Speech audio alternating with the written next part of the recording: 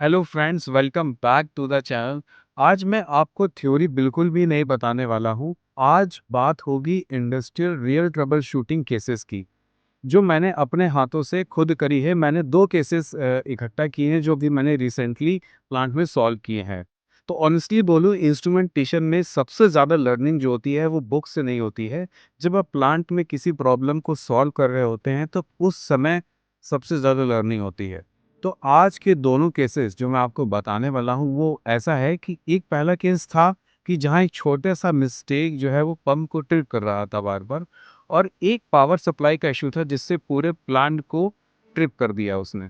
So and तक ये video पूरा देखना, रियल ट्रबल शूटिंग का माइंडसेट डेवलप होगा, साथ ही साथ आपको लर्निंग होगी कि क्या सीक्वेंस रहना चाहिए किसी भी ट्रबल शूटिंग का, और हमें क्या याद रखना चाहिए ट्रबल शूटिंग करते वक्त। तो बात करते हैं केस नंबर 1 की।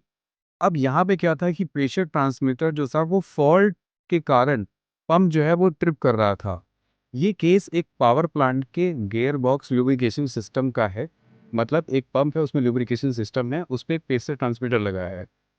अब उस गियर बॉक्स का लुब्रिकेशन ऑयल जो है वो उस प्रेशर ट्रांसमीटर से होके जा रहा है। उसका लॉजिक सिंपल ये था कि अगर प्रेशर जो है 2 केजी पर सेंटीमीटर स्क्वायर से नीचे आ जाए तो पंप ट्रिप हो जाएगा। तो सेफ्टी के लिए बहुत ही इंपॉर्टेंट सिस्टम, और ये कह सकते हैं कि एक सेफ्टी इंटरलॉक था।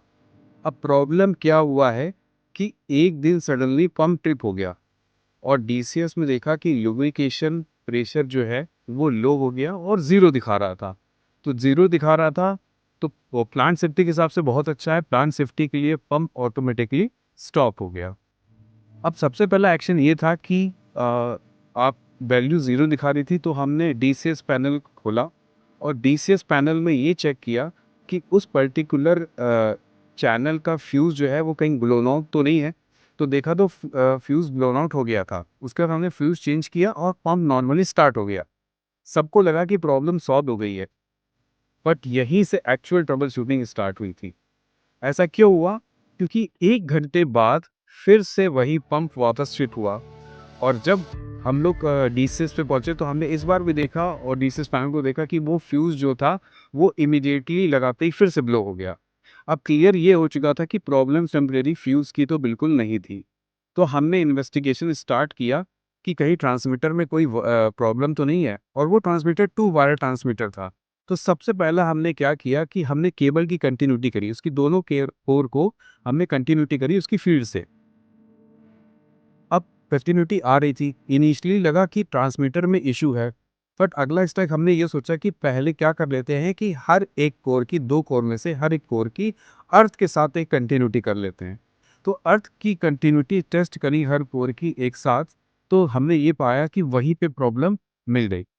एक केबल की कंटिन्यूटी जो है वो केबल का इंसुलेशन ब्रेक हो गया था और केबल जो है वो अर्थ हो चुकी थी, तो हमें अर्थ से उसकी कंटिन्यूटी मिल रही थी। इसलिए फ्यूज़ जो है वो बार-बार रिपीटेडली अब ब्लो हो रहा था। क्योंकि पहले शायद एक बार मिली थी इसलिए ब्लो हुआ, अब बिल्कुल एकदम कन्फर्म किया था कि अर्थ हो गया है। तो फाइनल सॉल्यूशन ये किया हमने कि एक नियर बाय जंक्शन बॉक्स था, वहाँ से नई फील्ड केबल हमने उस प्रेशर ट्रांसमीटर पे टाँग दी, और केबल रिप्लेस होते ही प्रेशर की रीडिंग एकदम स्टेबल हो गई और पंप ट्रिप जो है उसके बाद से बंद हो गया और सिस्टम एकदम नॉर्मल हो गया। तो अब इम्पोर्टेंट लर्निंग आपको इससे क्या मिलती है कि अगर आपके केस में या कोई भी केस में फ्यूज़ रिपीटेडली ब्लो हो रहा हो तो उसको बिल्कुल हल्के मत नहीं लेना चाहिए, और इंस्ट्रूमेंट जो 2 वायर लूप में हो सिर्फ उसकी कोर की कंटिन्यूटी मत चेक करना। अर्थ लीकेज टेस्ट अगर बोला जाए, अगर सिस्टमैटिक वर्ल्ड में, टेक्निकल वर्ल्ड में, तो वो ज़रूर चेक करना चाहिए। बहुत सारे केसेस में ये हिडन फॉल्ट होता है और वही अक्सर मिलता है, और कभी-कभी हम उसको ढूँढ नहीं पाते तो हम ट्रांसमीटर चेंज कर देते हैं। और फ्रेंड्स, अगर आपको ऐसा ट्रबल शूटिंग केस के लिए प्रॉपर एसओपी चाहिए, मतलब फील्ड्स इंस्ट्रूमेंट से लेके डीसीएस पैनल तक हमें किस सीक्वेंस में क्या-क्या चेक करना चाहिए, उसकी कंप्लीट चेकिंग स्टेप चाहिए, तो आप कमेंट में सिंपली टाइप कर देना पीएलसी एंड डीसीएस। तो मैं आपको डिटेल्ड एसओपी का लिंक जो है वो आपके दिए हुए कमेंट पे रिप्लाई कर दूंगा, और वहां से जाके आप उस एसओपी को डाउनलोड कर सकते हैं। और ये स्पेशली यूज़फुल है उन इंजीनियर्स के लिए जो रियल प्लांट ट्रबल शूटिंग सीखना चाहते हैं। और ऑनेस्टली फील्ड ट्रबल शूटिंग में 50% टाइम इंस्ट्रूमेंट का फॉल्ट नहीं होता है, केबल फॉल्ट भी होता है, और ये सब चीज़ें आपको तब आएँगी जब आप इन चीज़ों का एक्सपीरियंस करते चले जाएँगे। इसी को हम एक्सपीरियंस बोलते हैं। चलिए अब बात कर लेते हैं केस 2 की। केस 2 क्या कहता है? केस 2 ये कहता है कि डीसीएस पैनल पे पावर सप्लाई फेल हो गई, जिसकी वजह से प्लांट जो है वो ट्रिप हो गया, और ये बहुत ही सीरियस फॉल्ट था। तो ये एक प्रोसेस हाउस का डीसीएस सिस्टम था। यहाँ सडनली आईओ कार्ड्स की सप्लाई ऑफ हो गई। ऑफ होते ही प्लांट ट्रिप हो गया। फिर हम जब वहाँ पहुँचे तो हमने ये देखा कि सिचुएशन बहुत ज़्यादा क्रिटिकल थी। तो इनिशियल ऑब्जर्वेशन हमने ये देखी प्लांट वो पैनल खोलने पे कि एसएमपीएस जो है वो ऑन था, ऑन शो कर रहा था। बट फिर हमने एसएमपीएस का आउटपुट चेक किया और उस पे लोड देने की वापस कोशिश करी, तो वो लोड एक्सेप्ट ही नहीं कर रहा था। आउटपुट जो था बिल्कुल अनस्टेबल था। तो इमीडिएटली हमने जो सस्पिशन, जो चीज़ समझ में आई, वो समझ में आ गई कि पावर सप्लाई पे डाउट है। तो root cause investigation detail checking में ये पता चला, हमने उसको 2 मिनट पावर सप्लाई को ढंग से ये चेक किया, उसमें ये देखा कि पावर सप्लाई का कूलिंग फैन जो है वो बंद हो गया है, और हीट रिमूवल जो है वो पावर सप्लाई का प्रॉपर्ली नहीं हो पा रहा है, क्योंकि ये एक 40 एम्पीयर की पावर सप्लाई थी। एक हाई एम्पीयर की सप्लाई होने के कारण इसमें हीट जनरेशन ज़्यादा होता है। अब ओवर हीटिंग के कारण एसएलपीएस जो है वो लोड सस्टेन ही नहीं कर पा रहा था। तो इस केस में सबसे पहला सॉल्यूशन आपको यही आएगा कि आप एसएलपीएस बदल दें। लेकिन हमने थोड़ा एडवांस रिप्लेसमेंट किया। क्या?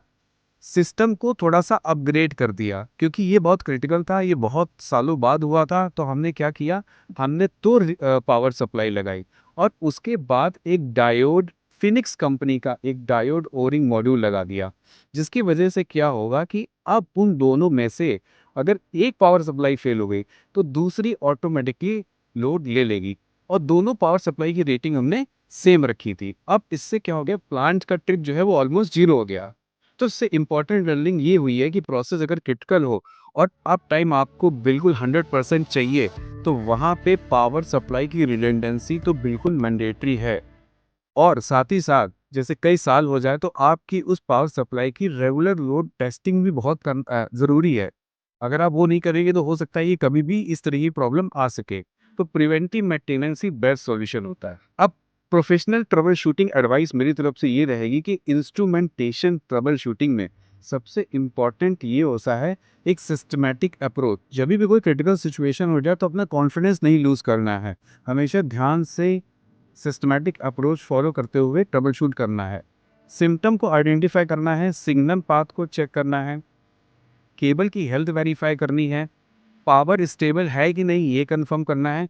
गैस वर्क से प्लांट स्टेबल बिल्कुल नहीं हो पाता है। करियर एडवाइस अगर मैं आपको दूं आज की वीडियो में, तो अगर आप इंस्ट्रूमेंटेशन इंजीनियर एक अच्छे लेवल का बनना चाहते हैं, तो real trouble shooting skill develop करना बहुत ही ज़्यादा इंपॉर्टेंट है, और उसके लिए आपको जब भी प्रॉब्लम हो तो टेक्नीशियंस के साथ ज़रूर पहुंचना चाहिए। बुक्स तो थ्योरी देती है, लेकिन प्लांट एक्सपीरियंस जो है वो आपको इंजीनियर बनाता है।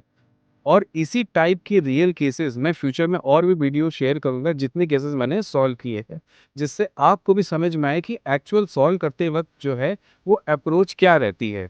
अगर आपको और real plant trouble shooting cases चाहिए, जैसे फॉर एग्जाम्पल सबसे ज़्यादा जो ट्रबल शूटिंग केसेस आते हैं वो कंट्रोल वॉल्व फेलियर के आते हैं, या ट्रांसमीटर कैलिब्रेशन मिस्टेक क्या हो जाती है, या फिर पीएलसी में कोई अगर वायरिंग का इश्यू है, उसे कैसे पकड़ना होता है सिस्टमैटिकली, तो कमेंट में ज़रूर बताना कि अगर वीडियो अच्छा लगे तो अगला वीडियो मैं किस चीज़ पे बनाऊँ।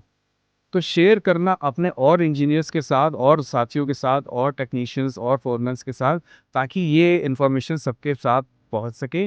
और हमारे चैनल को सब्सक्राइब जरूर कर लीजिएगा। मिलते हैं नेक्स्ट वीडियो में। रियल